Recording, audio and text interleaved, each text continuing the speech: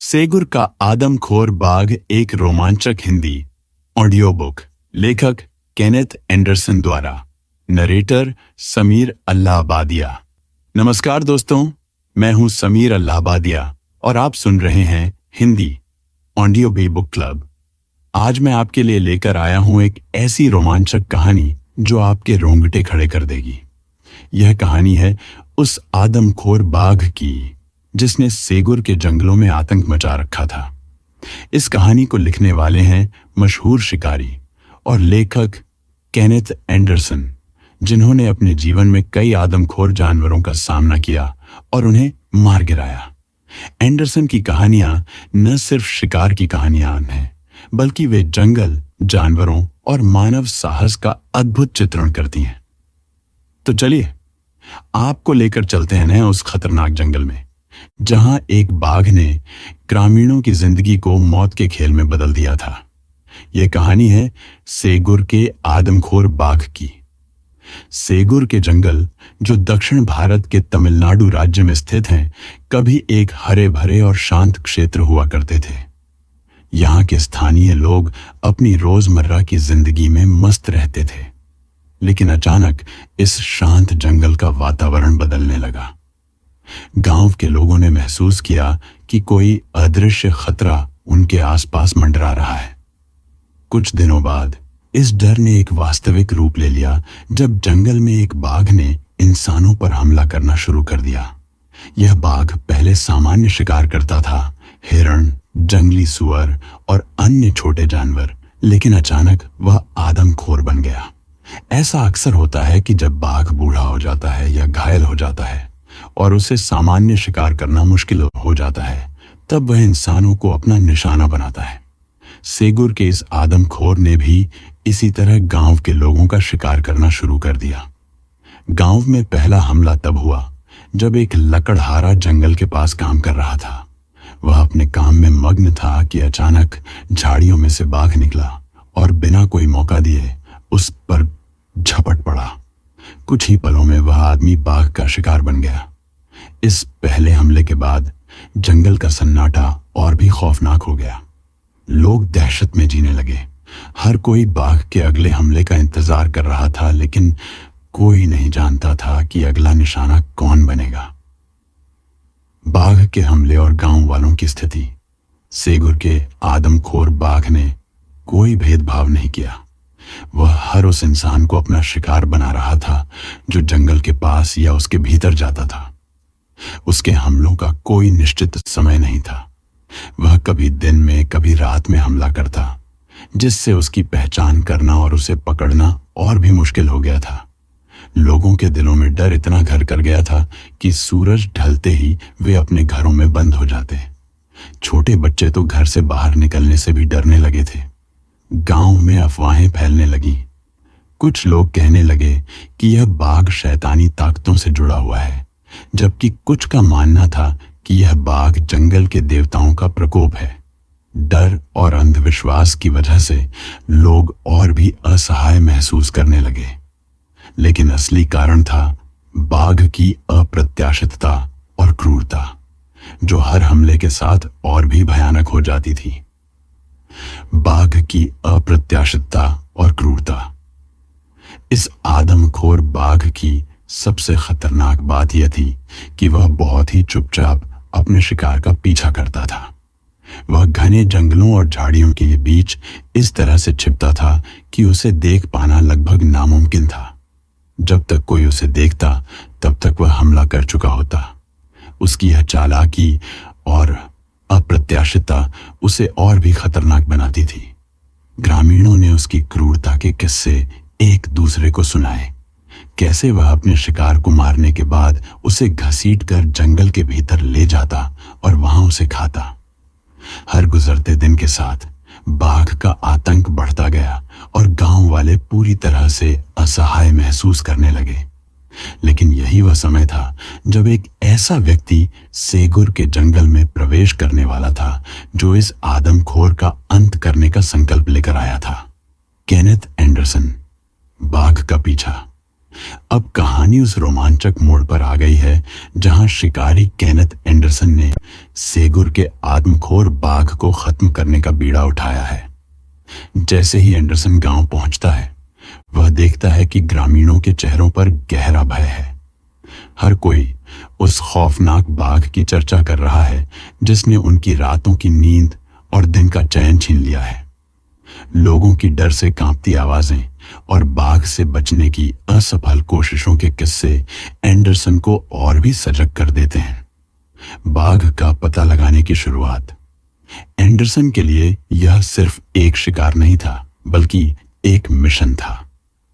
वह गांव वालों से बात करता है और बाघ के हालिया हमलों के बारे में जानकारी जुटाता है। उसे बाघ के पग चिन्हों के बारे में बताया जाता है जो जंगल के किनारे और गांव के पास देखे गए थे। इसके अलावा उन जगहों पर ध्यान दिया गया जहां बाघ ने हाल ही में शिकार किया था। एंडरसन जानता था कि इन सुरागों को ध्यान से पढ़ना बहुत जरूरी है, क्योंकि आदमखोर बाघों की चालाकी सामान्य बाघों से कहीं ज्यादा होती है। एंडरसन ने जंगल में उन जगहों का निरीक्षण करना शुरू किया जहां बाघ ने इंसानों का शिकार किया था।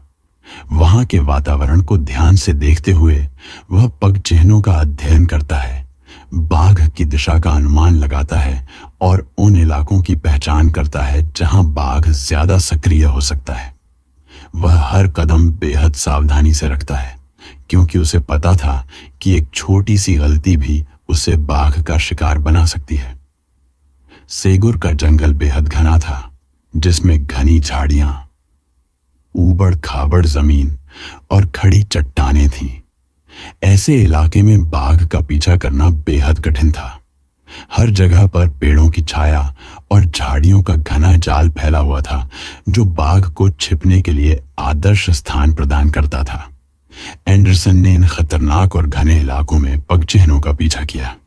वह जगह जगह ठहरे हुए तालाबों और छोटी छोटी नदियों के पास भी पहुंचा, जहां बाघ अपने शिकार को घसीटकर ले जा सकता था। इन कठिनाइयों के बावजूद एंडरसन का संकल्प अडिग था। जैसे जैसे वह आगे बढ़ता गया, जंगल की खामोशी और भी डरावनी लगने लगी। हर पेड़, हर झाड़ी, हर पत्ता उसकी निगरानी में था, क्योंकि उसे हमेशा यह एहसास होता कि बाघ उसके बहुत करीब है। एंडरसन ने महसूस किया कि उसके सामने मौत मंडरा रही है, लेकिन बाघ का कोई स्पष्ट निशान नहीं दिख रहा था। पग चिन्हों और शिकार स्थलों से यह साफ था कि बाघ कहीं पास ही था, लेकिन वह अभी भी छिपा हुआ था। एंडरसन के दिमाग में एक ही सवाल था, क्या बाघ मुझे देख रहा है? जंगल की हर आहट, पत्तियों की सरसराहट और हवा का हिलना उसे सतर्क बनाए रखता। उसे हर पल ऐसा लगता कि बाघ कहीं न कहीं उसे देख रहा है, लेकिन खुद वह बाघ को नहीं देख पा रहा था। इस अनजान दुश्मन के साथ यह मानसिक युद्ध और भी कठिन हो गया था। अब कहानी के उस हिस्से पर पहुंचते हैं जहां शिकारी केनेथ एंडरसन का सामना आदमखोर बाघ से होता है। यह वह पल है जहां शिकारी और शिकार के बीच का फर्क खत्म हो जाता है। जंगल में घने पेड़ों और झाड़ियों के बीच बाघ की उपस्थिति महसूस करना किसी के लिए भी रूह कंपा देने वाला अनुभव होता है, और यह अनुभव उस शिकारी के लिए और भी भयानक था जो खुद बाघ का शिकार बनने के कगार पर था। मुठभेड़ के शुरुआती क्षण, जैसे ही एंडरसन जंगल के अंदर गहराई में जाता है, उसके सभी इंद्रियां सतर्क हो जाती हैं। हवा का हर झोंका, पत्तियों की हर सरसराहट और चारों ओर फैली अजीब सी खामोशी उसे चौकन्ना रखती है। उसके हाथ में बंदूक थी, लेकिन यह उस पल की मानसिक तैयारी थी जो कहीं ज्यादा महत्वपूर्ण थी। उसे पता था कि एक भी चूक उसे मौत के मुंह में धकेल सकती है। जंगल की चुप्पी अचानक टूटती है जब उसे बाघ की हल्की सी आहट सुनाई देती है। उसका दिल तेजी से धड़कने लगता है, लेकिन उसका मन और शरीर स्थिर रहता है। बाघ अब बहुत करीब था, इतना करीब कि उसकी सांसों की आवाज भी महसूस हो रही थी। उस पल यह लड़ाई सिर्फ शारीरिक ताकत की नहीं थी, बल्कि मानसिक संतुलन और एकाग्रता की थी। एंडरसन को हर हाल में अपनी भावनाओं पर काबू रखना था, क्योंकि बाघ किसी भी क्षण झपट सकता था। बाघ की चालाकी और शिकारी की तैयारियां, यह कोई साधारण बाघ नहीं था। यह एक आदमखोर था जिसने पहले कई बार मनुष्यों पर हमला किया था और वह अपनी चालाकी और धूर्तता से परिचित था। कई बार बाघ ऐसा लगता कि वह बिल्कुल एंडरसन पर हमला करने वाला है, लेकिन हर बार वह अपनी चाल बदल लेता।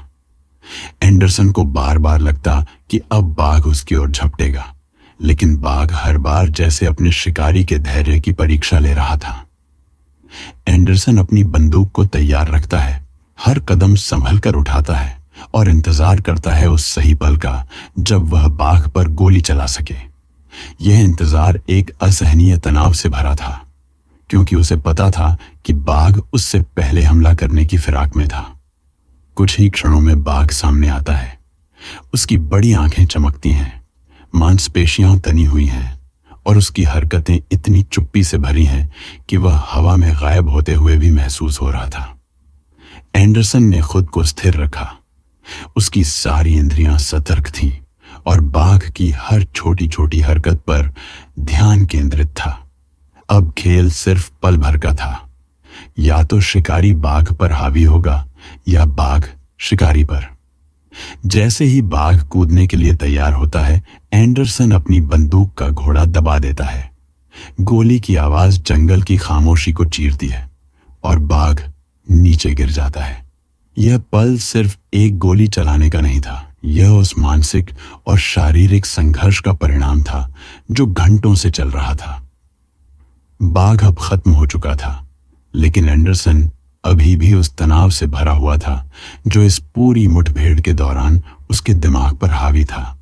एक तरफ उसे संतोष था कि उसने इस खतरनाक आदमखोर को खत्म कर दिया, और दूसरी तरफ वह महसूस करता है कि यह संघर्ष कितना कठिन और घातक था। गांव वाले जब यह खबर सुनते हैं तो उनकी खुशी का ठिकाना नहीं रहता। वह आतंक जिसने पूरे इलाके को जकड़ रखा था अब खत्म हो चुका था, लेकिन एंडरसन के लिए यह सिर्फ एक और शिकार नहीं था। यह उस घातक संघर्ष का प्रतीक था जहां हर पल जीवन और मृत्यु के बीच का अंतर बस एक निर्णय पर टिका हुआ था। प्रिय श्रोताओं, अब हम आते हैं उस बिंदु पर जहां कहानी अपने चरमोत्कर्ष पर पहुंचती है। शिकारी केनेथ एंडरसन द्वारा बाघ का सफलतापूर्वक शिकार किए जाने के बाद सेगुर के गांव में जो आतंक और खौफ छाया हुआ था वह अब खत्म हो चुका था। वह बाघ जिसने न जाने कितने मासूम ग्रामीणों की जान ली थी अब धराशायी हो चुका था। जब एंडरसन गांव लौटता है और यह खबर फैलती है कि आदमखोर बाघ को मार दिया गया है तो पूरा गांव राहत की सांस लेता है। वह दहशत जो बाघ के हमलों की वजह से गांव के हर कोने में फैली हुई थी अब खत्म हो चुकी थी। गांव वाले एंडरसन का आभार व्यक्त करते हैं, उस बहादुर शिकारी का जिसने अपने जान की परवाह किए बिना उनके लिए इस जानलेवा बाघ का सामना किया। यह सिर्फ एक बाघ का अंत नहीं था, बल्कि गांव के लोगों के लिए एक नई सुबह की शुरुआत थी। जहां पहले हर कोई खौफ में जी रहा था, वहीं अब लोग स्वतंत्रता और सुरक्षा महसूस कर रहे थे। एंडरसन के विचार। एंडरसन इस पूरे अनुभव को सोचते हुए मन ही मन महसूस करता है कि एक आदमखोर शिकारी से सामना करना कोई आसान काम नहीं था। यह केवल शारीरिक ताकत और तकनीक की बात नहीं थी, बल्कि मानसिक धैर्य और सतर्कता की भी परीक्षा थी। उसने महसूस किया कि जंगल के नियम कितने निर्दयी हो सकते हैं, जहां हर पल जीवन और मृत्यु के बीच का फासला बस एक पल की चूक पर निर्भर करता है। एंडरसन के लिए यह शिकार सिर्फ एक और विजय नहीं थी, यह उस मानसिक, शारीरिक और भावनात्मक संघर्ष का नतीजा था जो वह बाघ के साथ कर रहा था।